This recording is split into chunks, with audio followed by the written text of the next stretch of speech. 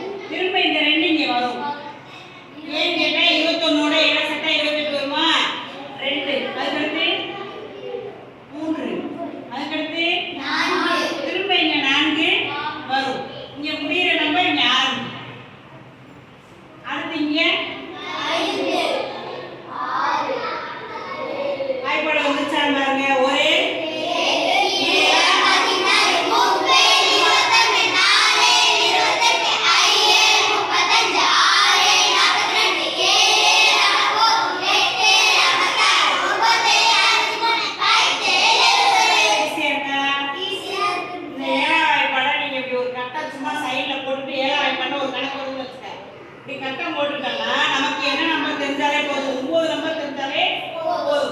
1 2 3 4 5 6 7 8 9 இங்க 0. இப்ப திரும்ப 0 ஆரம்பிக்கிறோம். 0 1 2 இங்க எது முடியுதோ அதை இங்க ஆரம்பிக்கிறோம்.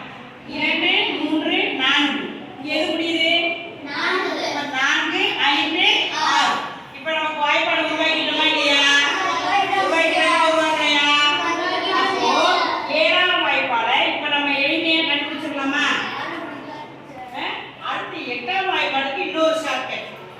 எப்படின்னு சொன்னா உனக்கு எண்கள் ஏறு வரிசை இறங்கு வரிசை தெரியும்ல? ஏறு வரிசைனா என்ன செய்வோம்? கீழே இருந்து மேல போயிட்டே இருக்கும்.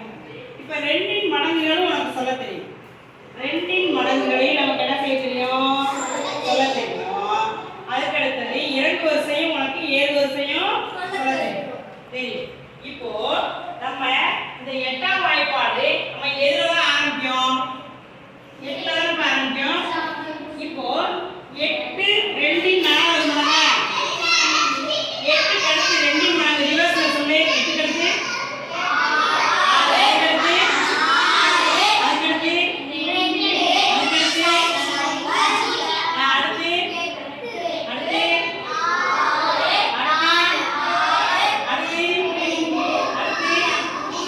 இப்ப என்ன செஞ்சிருக்கோம்? 2இன் மடங்குகளை தலைகளை எழுதிருக்கோமா? 8 6 4 2 0. 8 6 4 2 0. இப்போ நம்ம இந்த கணக்குல 2இன் மடங்கு மட்டும் தலையில எழுதிருக்கோம், அவ்வளவுதான். இப்போ நான் வாய்ப்பாடு எப்படி எழுத போறேன் பாரு. இங்க என்ன பண்ண போறேன்? 0. அடுத்து 1 2 தான் யூஸ் பண்ண போறேன். 0. இங்க 1 இங்க 2 இங்க 3 இங்க 5 போட முடியுமா? ஏன் போட முடியாது? 40ஓட 8 சேர்த்தா 48. இப்போ 0 அப்படியே போது இந்த நம்பரே திரும்ப அங்க வரும். சரியா? இதுக்கு அடுத்து 5 இங்க 6 இங்க 8. இப்போ 8ஆம் வாய்ப்பாடு வந்துச்சா? வந்துச்சா? சொல்லு. ஒரு 8